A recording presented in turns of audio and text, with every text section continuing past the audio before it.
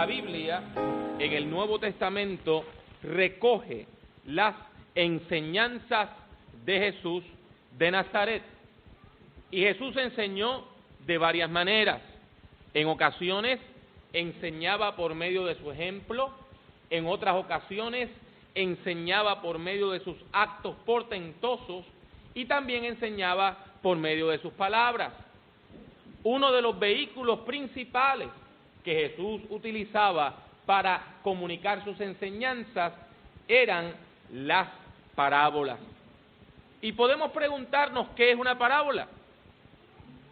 Una parábola es una historia bastante corta donde se compara el reino de Dios con algo de la vida diaria. Siempre hay una comparación con un elemento de nuestra vida diaria. Siempre hay una comparación con algo que es común o normal en nuestro mundo. Pero de ese detalle tan sencillo, el Señor nuestro Dios, por medio de Jesucristo, nos da una enseñanza sobre el reino de Dios. Y eso nos lleva necesariamente a pensar en qué es el reino de Dios. Hay muchas definiciones que podemos ofrecer, pero la más sencilla y la más directa, cuando Jesús habla del reino de su Padre, del reino de Dios, está hablando del gobierno de Dios sobre este mundo. Está hablando de la plena manifestación del poder y de la autoridad de Dios sobre este mundo.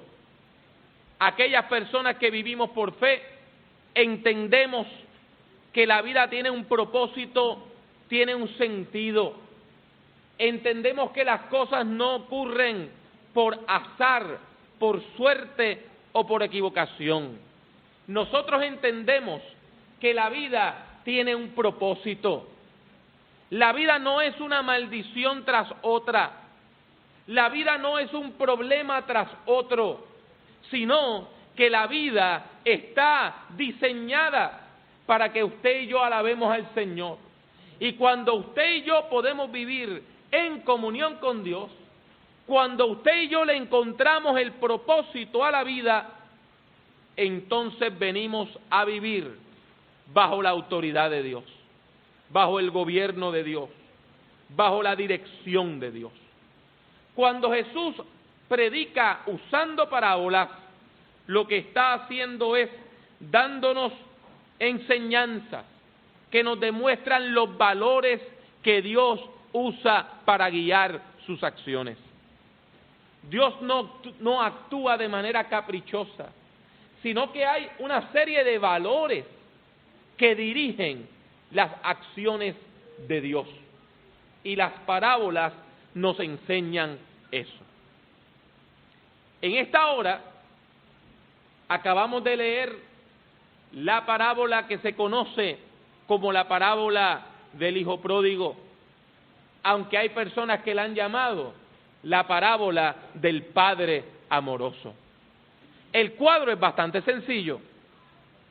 Un hombre tenía dos hijos, uno mayor y otro menor. Se sobreentiende que este hombre era un hombre judío y que vivía en algún lugar del territorio de Israel. Un buen día, su hijo menor lo sorprende. Un buen día, su hijo menor lo ofende, diciéndole: Padre, dame la parte de los bienes que me corresponde. El muchacho va a donde su papá y le dice: dame la herencia que me correspondería al tú morir, dámela ahora, dame la herencia en vida. Para nosotros, quizá eso no sea tan ofensivo, pero en el mundo antiguo, en el territorio de Israel, cuando usted hacía eso, usted estaba ofendiendo a su padre de una manera muy grave. era como decirle a su papá: para mí, tú estás muerto. Para mí, nuestra relación de padre e hijo ha muerto. Para mí, ya yo no soy tu hijo y tú no eres mi padre. Por tanto, dame la herencia que me corresponde y no nos volvemos a ver. Usted puede imaginar el dolor de un padre, el dolor terrible que debe sentir un padre si un hijo, sobre todo el menor, va y le dice: papá, ya usted no es mi papá, nuestra relación murió, para mí ya usted no existe. La ley judía, la ley hebrea, la ley de Moisés le permitía a su papá castigar al muchacho. Lo que tenía que hacer era llevarlo ante los ancianos del templo, si vivía en Jerusalén, y si vivía en algún otro pueblo, llevarlo ante los ancianos de la ciudad. Deuteronomio 21, del 18 al 21, dice lo que podía hacer un padre en una situación como esta. Si alguien tiene un hijo contumaz y rebelde, que no obedece a la voz de su padre, ni a la voz de su madre, y que ni aun castigándolo los obedece, su padre y su madre lo tomarán y lo llevarán ante los ancianos de su ciudad, a la puerta del lugar donde viva, y dirán a los ancianos de la ciudad: este hijo nuestro es contumaz y rebelde, no obedece a nuestra voz, es glotón y borracho. Entonces todos los hombres de su ciudad lo apedrearán y morirá. Así extirparás el mal de en medio de ti, y cuando todo Israel lo sepa, temerá. Extrema la disciplina, ¿verdad? En el tiempo de Jesús, los romanos no permitían que los judíos llevaran a cabo la pena de muerte. Así que el padre no podía llevar al muchacho para que le mataran, pero sí podía llevarlo ante los ancianos de la ciudad y pedir que lo disciplinaran y que lo castigaran duramente. Sin embargo, el padre en esta historia no toma esa ruta, no toma la ruta del castigo, no toma la ruta del insulto, no toma la ruta de la violencia. Esa es la ruta más fácil. Para destruir no hace falta talento. Para ofender no hace falta talento. Para usted hacerle daño a otra persona no hace falta talento. Este hombre comprende que la ruta tiene que ser otra. Usted y yo, la mayor parte de nosotros, tenemos bienes, ¿verdad que sí? Pero esos bienes están invertidos. Usted tiene cierto valor en su casa, si tiene la dicha de tener una casa propia. Y si usted tiene un auto, ese auto tiene un valor. Sin embargo, si usted, vamos a suponer que tuviera $60,000 en activos, en bienes, la mayor parte de nosotros no tenemos ese dinero en efectivo, ¿verdad que no? Sino que lo que tenemos invertido. El texto nos dice que el padre tuvo que repartir los bienes. Lo que dice literalmente el texto es que los tuvo que convertir en efectivo. El padre tuvo que vender cosas que tenía, terreno que tenía. El padre tuvo que vender parte de lo que poseía, de manera que al muchacho le pudiera tocar la cantidad de dinero que le correspondía. De acuerdo a la ley en aquel tiempo, al hijo mayor le tocaban 2 partes, más que a cualquiera de los otros hijos. Por lo tanto, si usted tenía 3 hijos, dividía sus recursos en 4. Si usted tenía 4 hijos, dividía sus recursos en 5, de manera que le pudiera dar 2 partes al mayor y 1 a cada uno de los otros. En este caso, el hombre tiene que dividir todo lo que tiene en 3. guarda 2 para cuando el hijo mayor le tocara su herencia, y le tiene que dar la tercera parte de todo lo que tiene a su hijo menor, equivalente en dinero en efectivo. Si nosotros, cualquiera de nosotros, tuviéramos que hacer eso, pasaríamos problemas económicos sumamente graves, ¿verdad que sí? Si de repente usted y yo tuviéramos que darle a alguien la tercera parte de lo que tenemos, probablemente terminaríamos viviendo en una casa más pequeña, o terminaríamos viviendo alquilados en algún lugar, o terminaríamos deshaciéndonos de nuestro auto y caminando en bus. El muchacho agarra la tercera parte de lo que tiene, su padre rompe su relación y se va. Y cuando uno es joven y uno tiene un poquito de plata, uno piensa que esa plata sirve para muchísimas cosas y que va a durar una gran cantidad de tiempo. Pero la vida pronto nos enseña otra cosa. El joven se va a una ciudad, en una provincia apartada. No sabemos el nombre y no sabemos el lugar.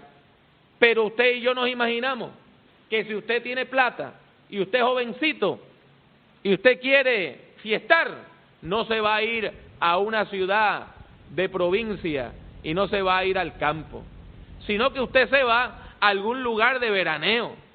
Si usted es mexicano, se va a Cancún o a Acapulco o a Cabo San Lucas.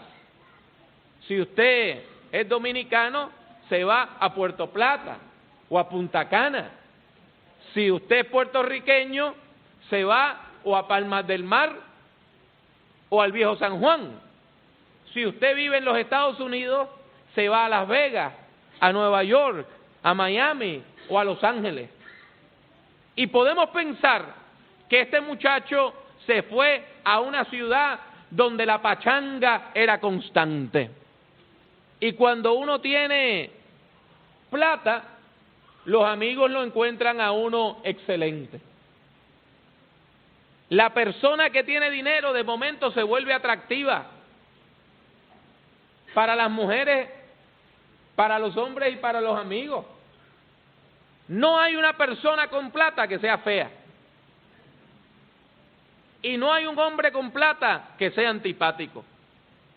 Y yo me imagino que pronto este muchacho que estaba dispuesto a gastar su plata, encontró muchas amistades que estaban dispuestos a ayudarle a gastarla en banqueteos, en bebidas, en comidas, en fiestas y en orgías.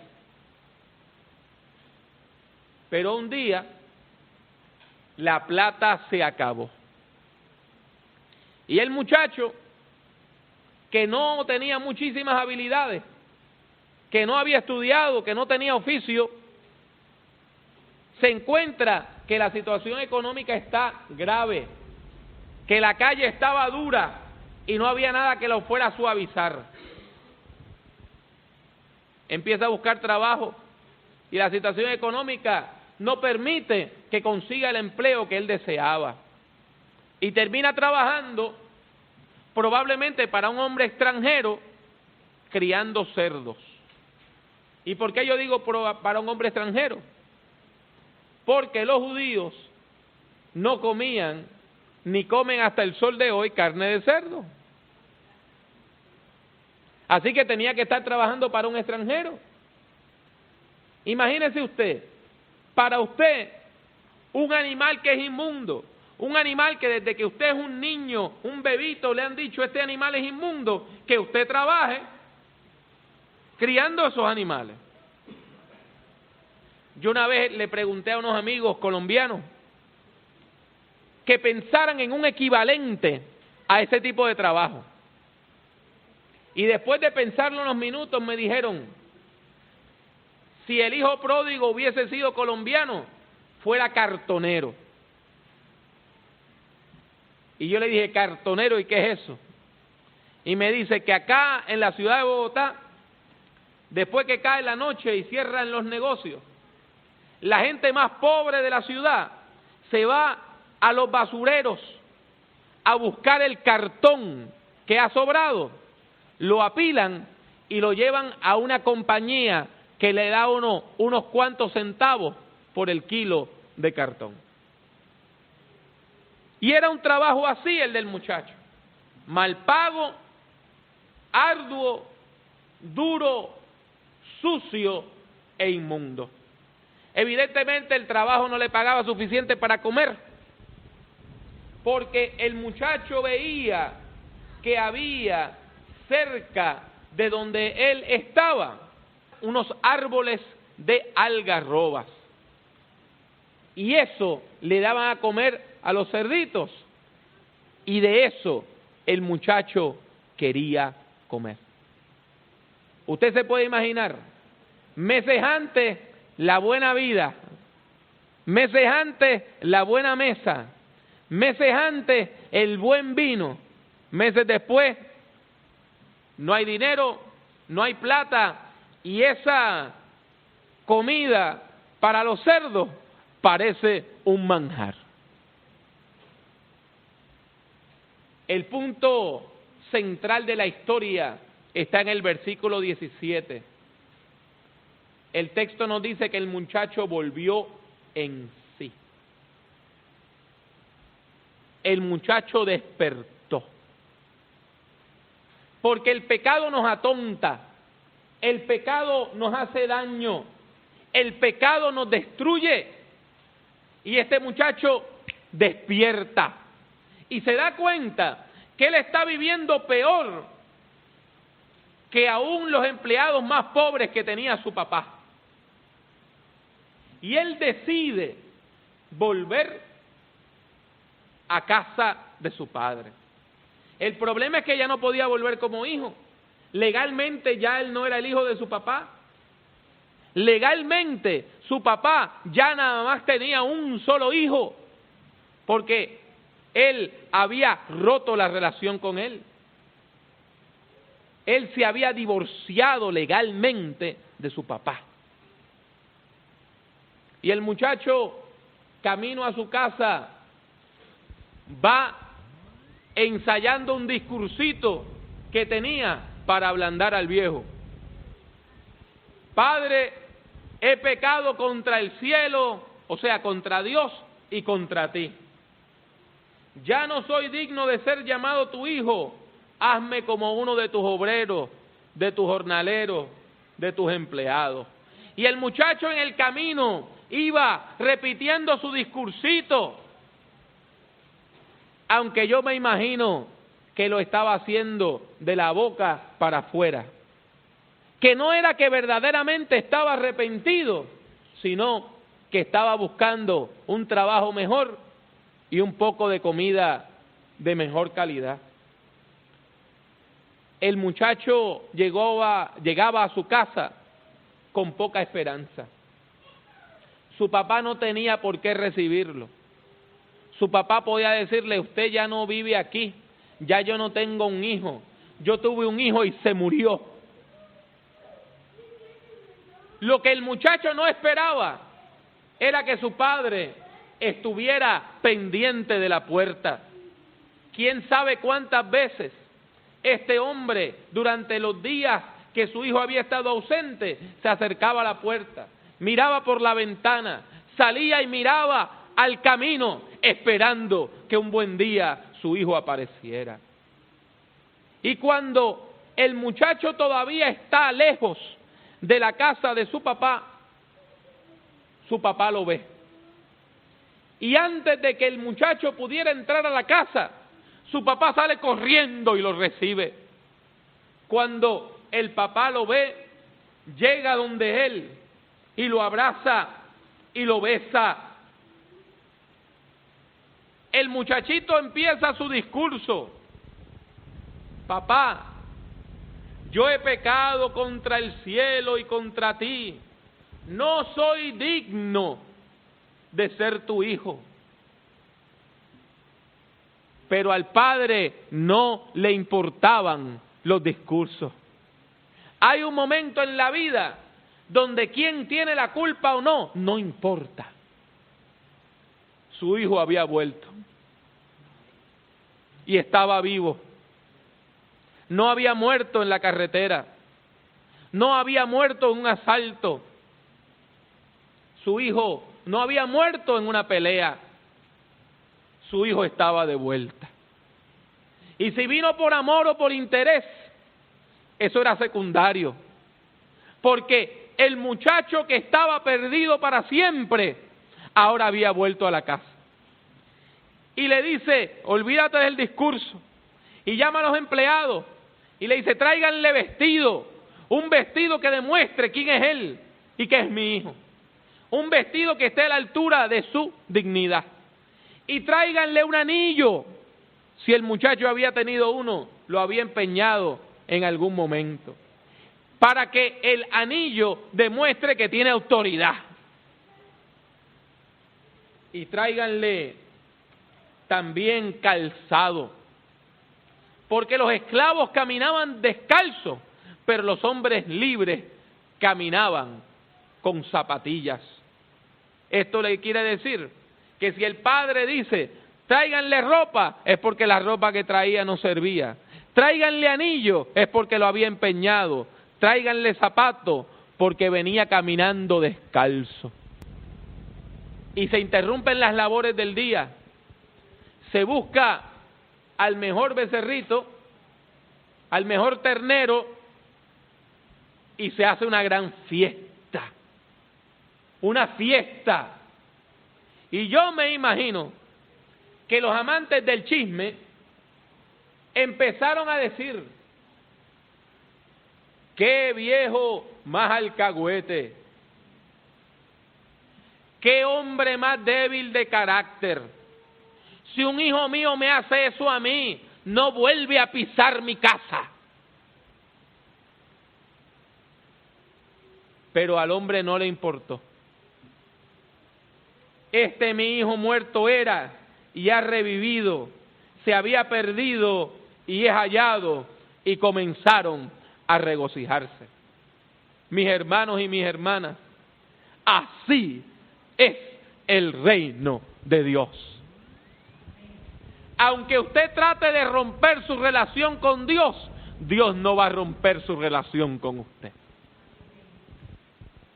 Aunque usted deje de amar a Dios, Dios no dejará de amarle. Aunque usted piense que Dios le ha desechado, Dios continúa esperándole. Aunque usted piense que Dios le va a castigar cuando usted vuelva a Él, Dios le va a recibir con los brazos abiertos. Aunque usted piense que es necesario hacer un discurso y tener apariencia de piedad, Dios va a salir, le va a abrazar, le va a besar y va a decir, vamos a hacer fiesta. Cuando usted llegue ante Dios, desnudo y descalzo, el Señor le va a vestir y el Señor le va a calzar. Cuando la gente critique, fulano volvió a la iglesia después de tanto pecado, Dios le dirá, ¿qué importa? Antes estaba muerto y ahora ha vuelto a la vida. Así es el reino de Dios. Así es el reino de Dios. Aunque usted no crea en Dios, Dios sigue creyendo en usted.